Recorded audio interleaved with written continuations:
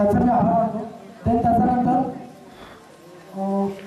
भाषण स्पर्धेला सुरुवात होईल आणि फायनली तवाले सरांचा सुंदर असा महत्त्वाचा अमूल्य असा प्रेझेंटेशन होईल.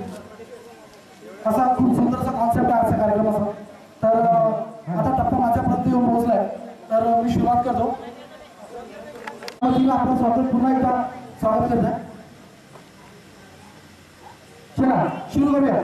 तर कम्प्युटर संगणक आजच्या डेटमध्ये खूप महत्त्वाचं कसं आहे आणि तो आपल्याला कसं समोर घेऊन जाऊ शकतो, त्यात आपले कोणते कॅरियर साठी आपल्याला समोर कोणते पॅकेजेस आहेत, कोणते मॉडेल रूल्स आहेत ते आपण बघूया. तर मी एक स्लाइड बनवली होती बघा. तुमच्या आवडीच्या क्षेत्रात कॅरियर करण्याकरता कम्प्युटर व इंटरनेटमध्ये देशाची प्रवेश द्वाराची किती आहे. जस्ट एक स्टार्टिंग आहे.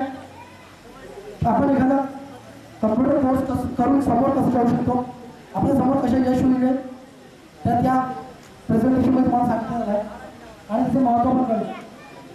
दुरून कदाचित काही सेंटेन्स दिसणार नाही तर मी ते वाचून दाखवू. चला सुरू. आपल्या जनरली आपल्यामध्ये काय असतो, मॅक्झिमम टाईम आपला 10वी 12वी कुठेही संपला, बोर्डाची परीक्षा संपली का हलकासा कन्फ्युजन असतो. आपण कन्फ्युजन होतो या मुलासारखं छोट्या बोर्ड दिसत आहे, दिसतोय कुठे जाऊ. आता तर असं झालंय की मुलाला आता आजकाल पिढी इतकी ऍक्टिव्ह आहे तर तो 7व्या 8व्या वर्गापासून विचार करतो फायनली माझं काय. आई वडील विचारतात तू मोठा काय बनणार. हा सगळं तर मुलांना आताच लहान बनवला आहे. अजून जास्त बोलणार. एक मुलगा आहे जो स्टेप बाय स्टेप चढत जातो आणि काही बेसिक कोर्सेस नंतर तो फायनली त्याला सक्सेस मिळतो.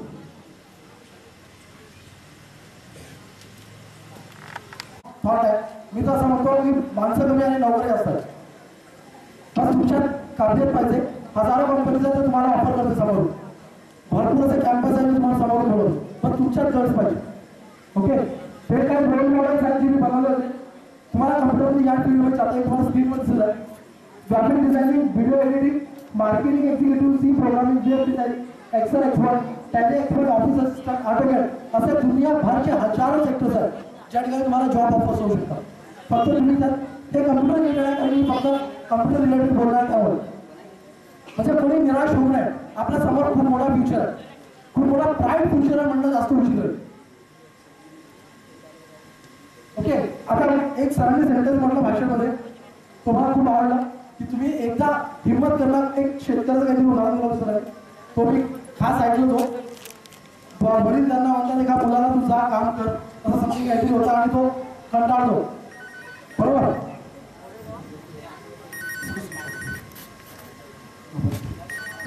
हॅलो. तो कंटाळतो आणि तो घाबरतो मी पहिला पाय कसा ठेवू आणि ह्या गोष्टीवर तुषार सर बोलले.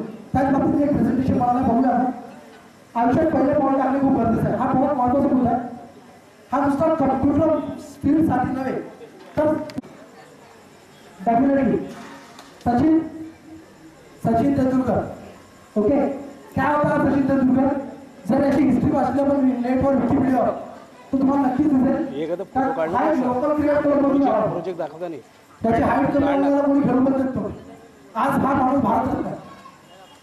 अगर याने सुरुवात नसती केली घाबरला असताना सर्व या टीम मध्ये घेऊन आले आणि बाहेर झाला असतो त्यावेळेस हा भारत होता असताना आज हा भारत त्याला असता मिळाला. मग माझ्या उद्देशाला जस्ट स्टार्ट करून बोल करतो असे काही माणसाचे उदाहरण करू. नुसतं प्रेझेंटेशन देणे हा माझं महत्व आहे. माझा उद्देश मोटिवेशन सगळ्यांच्या मनात मोटिवेशन आलं पाहिजे. समाज करोडपती अरबपती याची कंडिशन ऐकली आपण. याला कॉलेजची फी आहे. आजच्या डेटमध्ये सर्वात महाग मोबाईल सर्वात महाग कम्प्युटर म्हटलं तर ॲपल कंपनीचं. ॲपल कंपनीचं कम्प्युटर घ्यायला गेलं तर आपलं पुरी सॅलरी महिन्याची सॅलरी म्हणा वर्षाची पैसे जमा करायला लागतात तर तो कम्प्युटर घेऊन होता. त्या कंपनीचा हा मालक सॉरी होता स्टीव्ह जॉब्स. पण काय कंडिशन होती त्याची कॉलेजची फी भरायची सुद्धा पैशामध्ये झाली. पण आज पुढे पोहोचतो. फायनली असे काही गोष्टी लोकांचं नाव घेतलं त्याला पण सगळं आवडतं. अमिताभ बच्चन हा पण असं होता झिरोमध्ये रेडिओ कंपनीद्वारा पण रिजेक्ट झाला होता. लोकांचे आवाज ऐकायला तयार नव्हते. आज ऍक्टरचे दिवाणे म्हातारा गेला तरी पिक्चर साईन करतो अशी गोष्ट आहे. म्हणजे म्हणण्याचा उद्देश फक्त एवढंच आहे का आयुष्यात पहिले पाऊल टाकणे खूप गरजेचं. प्रॉब्लेम सगळीकडे, कोणाकडे पैशाची प्रॉब्लेम है ना, कोणाकडे सायकल वगैरे, त्याचा आत्मविश्वास येणं खूप गरजेचं आहे.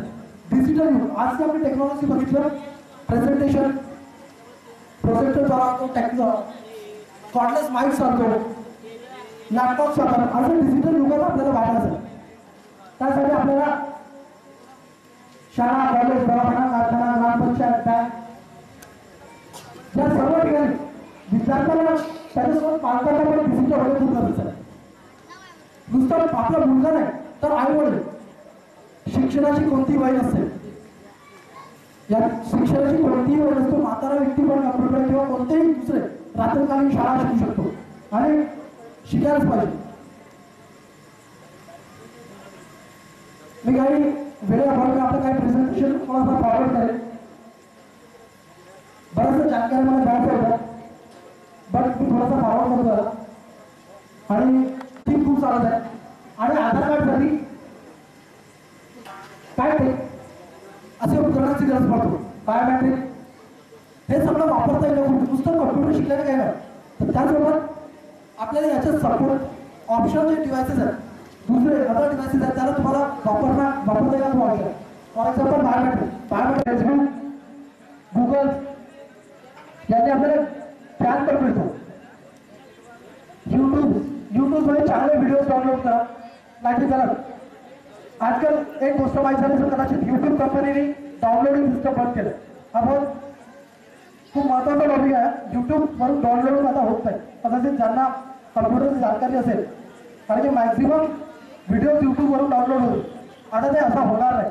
यूट्यूब कंपनीवरनी त्याच्यावर बंधन आणलेलं आहे. काही कोणी गलत व्हिडिओज डाउनलोड करायचे, हे सगळं गलत क्रिया होत होतं. त्यामुळे आम्ही करिअर, तुमच्या करिअरचं दिशा देणं, त्याकरता डिजिटल करिअरमध्ये आत्मविश्वास देण्याकरता आम्ही सातत्याने तुमच्या कार्यालयात आम्ही चालू. आणि शेवटी माझं भाषण स्पर्धेला सुरुवात करण्याची करण्याकरता टिकू सरांना कार्यक्रम पुढे घेण्याकरता मी त्यांना विनंती करतो. ते शिकलं सुरू केलं की ती मशीन आपोआपच तुम्हाला शिकवत जात असते. ही त्या कम्प्युटरचं वैशिष्ट्य आहे आणि ते सर्वांनी शिकून घ्या. सर्वांनी ती शिकता येत असते, न शिकण्याला किती नाही असं वाटत नाही. ती सर्वांना येत असते, तिच्यामध्ये काही विशेष नाही. घाबरण्याचं काही कारण नाही, कारण विषय मनोवृत्तीचा आहे. आपण कम्प्युटर चुकला म्हणून सांगत असतो, कम्प्युटर चुकत नाही, आपण चुकत असतो. असली त्याला ऑपरेट करणारा चुकत असतो. आणि म्हणून हा कम्प्युटर चांगल्या पद्धतीने सहजते सर्वांना वापरता येतो. घाबरण्याचं काहीही कारण नाही. खूप मोठी वस्तू आहे, त्यातले भाग नाही. भीती मनातून काढायची आणि त्याला वापरायचं. खूप चांगल्या पद्धतीने तो येतो आणि आपल्याला शिकवतो. तेच म्हणजे तो शिकवतो, स्वतः शिकवतो. एकदा तुम्ही त्याच्या दारात गेले की तो स्वतः. एक महत्त्वाची सूचना आहे तुम्हाला, आमच्या या आयोजकांकडून टीकात्मक विरोधक वृत्तीचा उल्लेख करू नये. आणि दुसरा आहे, निर्णायक मंडळाचा निर्णय हा अंतिम राहील.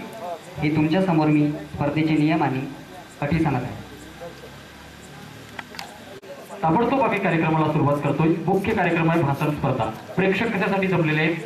प्रेक्षक इथे आलेल्या स्पर्धकांचे भाषण ऐकण्याकरिता जमलेले आहेत. तर आम्ही इथं ज्या ज्या स्पर्धकांनी भाग घेतलेला आहे त्यांच्या नावाच्या चिठ्ठ्या बनवत आहोत. म्हणजे कसं आहे, शाळेमध्ये काय होते, मी पहिल्या दिवशी पहिल्या शाळेत गेलो, पहिला टॅक्स माझा, असं आपण बालवयात शाळेत जाईल आणि आपण हे भाषण व्यक्त करेल. ओके, तर मी परत एकदा नावाची घोषणा करतोय. ज्या कुणा स्पर्धकाला आताही संधी आहे, जर स्पर्धेत भाग घ्यायचा असेल, 11 ते 25 वयोगटातील, तो नाव नोंदवू शकतो फक्त 5 मिनिटाच्या अवधीमध्ये. स्पर्धक खालीलप्रमाणे: शिल्पा भेंडारकर पळसगाव, निशा कोरे पळसगाव, गौतम रामटेके किन्नी मोके, चंद्रशेखर रहांगडाले खांबा, वर्षा भेंडारकर पळसगाव, मनीषा पटोले खोबा, योगेश भेंडारकर शुकडी, भाग्यश्री कोरे पळसगाव, निशिकांत शिवनकर पळसगाव. आणखी इथं स्पर्धकांपैकी कोणी नाराजी व्यक्त करता कामा नये. म्हणून जो स्पर्धक आला असेल आणि त्याचं नाव आलेलं नाही असं त्याला वाटत असेल तर त्यांनी आमची भेट घ्यावी.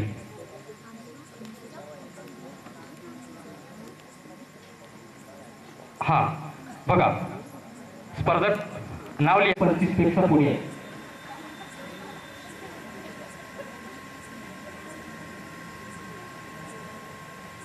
हॅलो,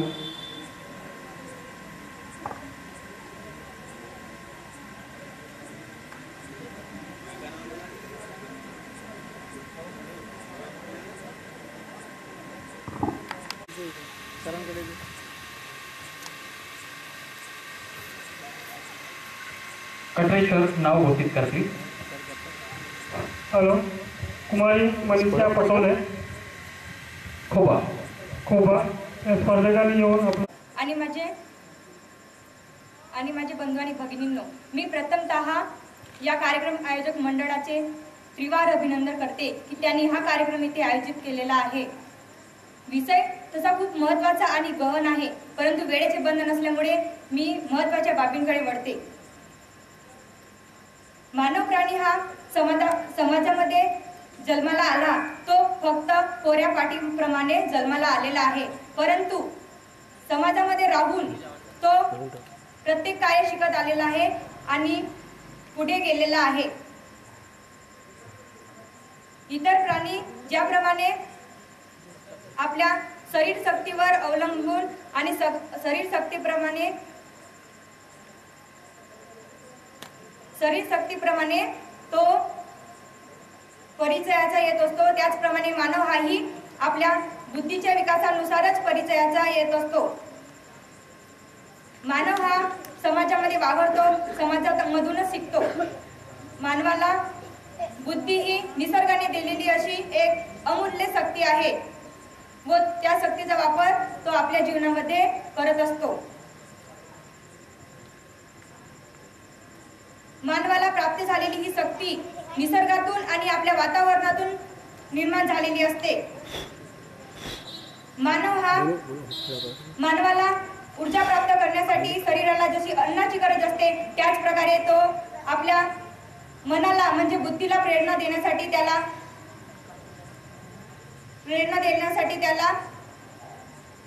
मनाची आणि वातावरणाची गरज असते. चांगल्या गोष्टींची त्याला गरज असते.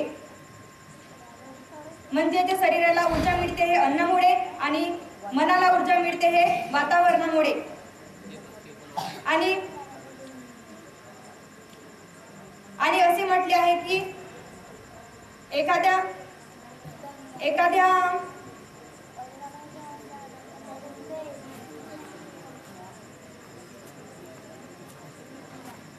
चित्रपटामध्ये कलाकार हा आपल्या मताप्रमाणे नाही तर डायरेक्टरच्या मताप्रमाणे काम करत असतो.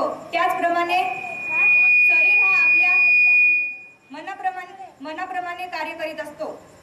जसे संगणकामध्ये हार्डवेअर असतात, तो म्हणजे आपला मन, आणि संगणकामध्ये सॉफ्टवेअर असतो, तो म्हणजे आपले शरीर. जो मन सुचवितो तोच शरीर हे आपले कार्य करीत असतो. तर मित्रांनो, श्री स्वामी समर्थ म्हणतात की मन करारे प्रसन्न सर्व सिद्धीचे कारण. कारण की मन हा प्रसन्न असेल, तत्पर असेल तर तो अशक्य गोष्टी साध्य करू शकतो आणि पुढे जाऊ शकतो. आपण सॉफ्टवेअर मध्ये ज्याप्रमाणे माहिती भरत असतो, त्याचप्रमाणे हार्डवेअर हे आपले कार्य पूर्ण करीत असते. असे म्हटले आहे की जैसा ऊपर वैसा नीचे, जैसा भीतर वैसा बाहर. म्हणजे मनामध्ये ज्या ज्या प्रकारे विचार चालले असतील, ज्या प्रकारे मनामध्ये विचारांची पुनरावृत्ती होत असेल, त्याच प्रकारे आपल्याला फळ मिळत असते आणि आपण समोर जात असतो. आणि बहिणाबाईंच्या कवितेमध्ये असे म्हटले आहे की मन वढावं वढावं, मन वढावं वढावं, मन वढावं वढावं, जसे पिकातील ढोर माग फिरता फिरता येऊन पुन्हा पिकावर झोंबलं. तर यामध्ये असं म्हटले आहे की मन हे अस्थिर असते, स्थिर नसते. घडिकच इथे तर घडिकच तिथे. हा सतत मनाचा अस्थिरपणा असतो आणि तो स्थिर करण्यासाठी आपल्याला कॉन्सन्ट्रेशनची गरज असते आणि आपल्याजवळ कॉन्सन्ट्रेशन असेल तर आपण अशक्य गोष्टी शक्य करू शकतो. समाज प्रबोधकांनी असे म्हटले आहे की मनोऊर्जा ही अशी एक शक्ती आहे की अशक्य गोष्टी शक्य करू शकतो आणि आपण समोर जाऊ शकतो. प्रत्येक क्षेत्रामध्ये जे शास्त्रज्ञ होऊन गेलेले आहेत त्यांनी आपल्या मनोऊर्जेमुळेच आपले कार्य पूर्ण केलेले आहेत आणि त्यांनी आपल्याला जीवन परिवर्तनाचा मार्ग दाखविलेला आहे.